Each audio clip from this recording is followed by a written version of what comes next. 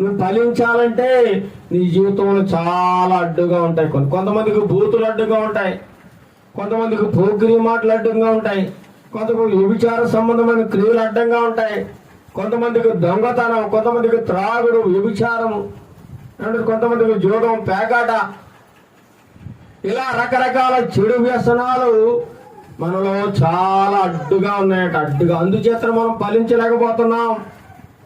అందుచేతనే మనము దేవునికి ఇష్టమైన పనిముట్టుగా పాత్రగా ఉండలేకపోతున్నాం.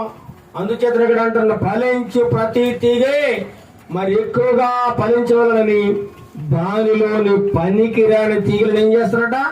తీసేస్తారట. పనికిరాని మనలో ఏమైతే ఉన్నాయో ఒకసారి చూసుకోవాలి. పనికిరాని ఆలోచనలు, పనికిమాలిన ఉద్దేశాలు మనలో ఏమైనా ఉన్నాయని మనం ఆలోచించుకుని